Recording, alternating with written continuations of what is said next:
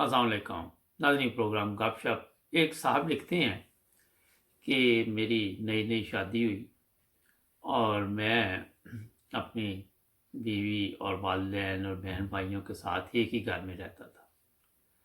अभी इतना अरसा नहीं गुजरा था शादी को, तो एक दिन मेरी वालदा ने मेरी बीवी से कहा कि आज खाना तुम बनाओगी। अब जो मेरी बीवी थी, वो जिस घर से आई थी वहाँ पे नौकर चाकर हर चीज़ थी, कभी उसने खाना नहीं बनाया था।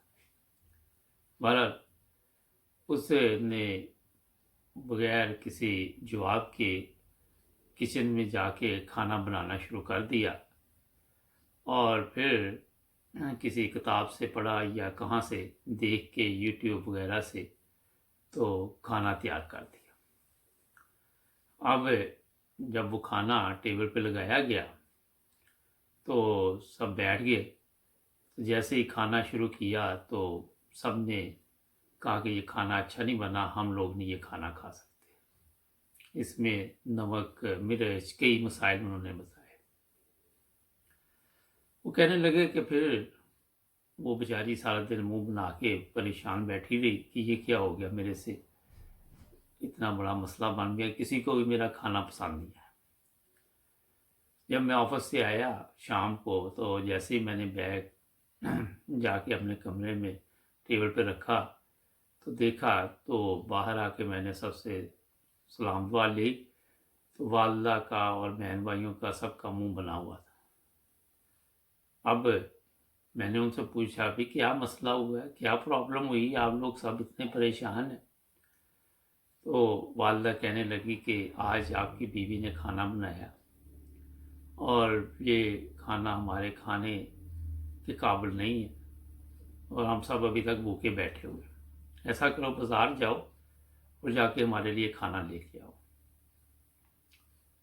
फिर कहते मैं किचन में गया, बीवी की तरफ देखा तो वो भी परेशान थी। वाल कहते पहले मैंने सबसे पहले ये सोचा कि ये लोग अभी तक भूखे बैठे हुए, तो क्यों ना मैं बाज़ार जाके खाना पहले लेके आता हूँ। फिर पास ही जो रेस्टोरेंट था वहाँ से मैंने खाना ख़रीदा और घर आके टेबल पे उनको कहा जी ये ले खाना लगा दिया कि आप लोग खाएं। मेरी बीवी आई, उसने वो खाना वहीं पे जहाँ हम बैठ के खाते थे लगा दिया और ख़ुद किचन में चली गई। तो मैं भी उसके पीछे किचन में चला गया।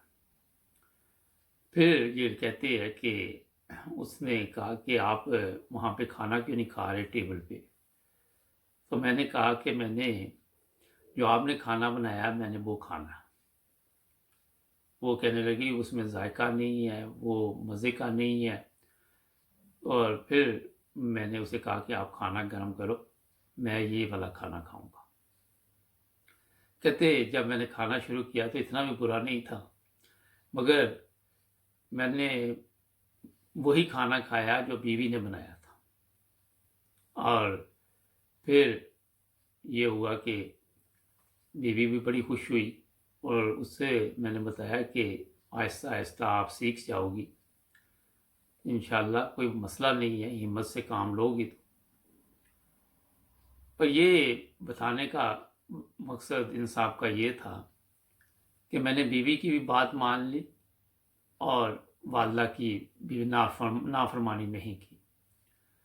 होता ये है कि जब दूसरे लोग या दूसरी जो शादी के बाद लड़कियां आपके घर में आती हैं तो थोड़ा वक्त लगता है उनको समझाने में, समझने में। इतनी जल्दी हमें ये फैसले नहीं करने चाहिए और किसी का दिल नहीं दुखाना चाहिए।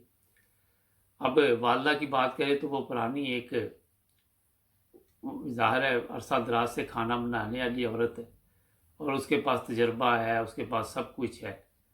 मगर जो नई लड़कियां हैं उनको वक्त चाहिए। अब आपके घरों में आके वो कैसे वहाँ पे जो आपके हालात है उसके मुताबिक ज़िंदगी कैसे गुजार सकती है। नाज़रीन, ये एक छोटा सा एक प्रोग्राम तो गपशप है, मगर इसमें इतनी बड़ी नसीहत है कि मेरा ख्याल है कि जो लोग भी ये उम्मीद लगा लेते हैं कि जो बच्ची भी आपके घर में आएगी वो आते ही آپ کی ज़िंदगी के मुताबिक ज़िंदगी गुजारना शुरू कर देगी। ऐसा नहीं होता। हर चीज़ को वक़्त लगता है, टाइम लगता है, एक दूसरे को समझने में टाइम लगता है और हमें सब्र और बर्दाश्त के साथ अपने घरों में ऐसा माहौल कायम करना चाहिए जिससे ना तो वालिदा का कोई ऐसा मसला बने कि उनको तकलीफ़ हो, ना आपकी बीवी। आपने अपनी बीवी के साथ भी सारी ज़िंदगी गुजारनी, वालिदैन की भी इज़्ज़त करनी। तो एक दिन खाना अगर वो बाज़ार से साहब ले आए तो बीवी का खाना खुद खा लिया तो दोनों का दिल जो है वो खुश हो गया। आज आप देखें घरों में खुशियाँ कम होती जा रही हैं। कोई भी घर ले ले, ज़्यादा तकलीफ़ से ज़िंदगी है, वक़्त है वो गुज़र नहीं रहा। तकलीफ़ दे वक़्त इतनी जल्दी गुज़रता भी नहीं। अगर आप खुश रहेंगे तो वक़्त बड़ी तेज़ी के साथ गुज़र जाएगा। उम्मीद है आज का ये छोटा सा प्रोग्राम आपको पसंद आया होगा। हमारे चैनल को भी करें सब्सक्राइब। आप हमें फेसबुक पर भी देख रहे हैं। जुड़े रहें 9 टीवी इंटरनेशनल के साथ। अपना ख्याल रखें। अल्लाह हाफ़िज़।